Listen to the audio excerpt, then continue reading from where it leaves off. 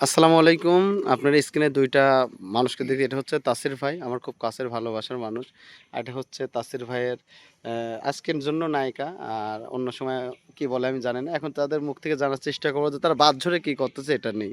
আচ্ছা ভাইয়া, দুনিয়াতে অনেক পার্ক আছে, রেস্টুরেন্ট আছে, ভালো, ভালো খাবার জায়গা আছে। কিন্তু আপনারা দুজন বাদ ঝরে কি করতে আইছেন একটু বলতেন? আসলে হয়েছে কি পার্কে গেলে পরে মানুষজন দেখে ফেলে। জি। কথা বললে অনেকে অনেক রকম কিছু ভাবে। রেস্টুরেন্টে গেলে মনে হয় কি যে এই মেয়েটার সঙ্গে এই ছেলেটা কেন এখানে এসেছে? তখন একেকজন একেক রকম কথা বলে। আর এই যে বাঁশঝোরে এখানে এসেছি, এখানে কোনো মানুষজন নেই। এখানে নিরিবিলি গল্প করছি। কিন্তু তারপরও আপনার হাত থেকে রক্ষা পেলাম না।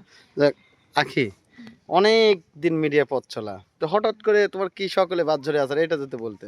আসলে এমন একটা হিরোর সাথে আমি রিলেশনে চলে গেছি যার টাকা পয়সা কিছুই নেই। বলছে পার্কে গেলে মানুষ দেখে। আমি তো জানি যে পার্কে আরো সেফটি বেশি। হ্যাঁ, হ্যাঁ, হ্যাঁ। কিন্তু তার পকেটে টাকা নাই বিধায় সে আমাকে বাঁশঝাড়ে নিয়ে আসছে। ও, এটাই তাতে মেন কথা। তাতে বাদ-ঝড়ে কি শুটিং এর জন্য আইছো নাকি তাসির ভাইয়ের হাত ধরে বেড়াতে আইছো? ও বাঁশঝাড়ে মূলত হচ্ছে আমরা একটা মানে নাটকের শট নিতে আসছি। ও, যাক ভাই, আসলে দর্শকরা ১ম ভাবছে যে বাস-ঝড়ে আপনি আসলে ওকে নিয়ে আসলে কি জন্য গেছেন সেটা বলে দেন। ওই রাসেল ভাই যেটা বলছে এটাই। আচ্ছা ভাই, বাদ-ঝড়ে যে আপনি দৃশ্যটা কাটছেন, আপনি ফিল করছেন কোন জিনিসটা যে বারবার আপনাকে একটুখানি লাগছে গায়েটা এরকম কিছু পাইছেন? মশা, হ্যাঁ? ৩০-৪০টা মশা আমাকে কামড়াইছে, ফুলায় ফেলছে। যাক মাশাআল্লাহ। বাদজাল মানেই সমস্যা, সে যে কোনো দিক।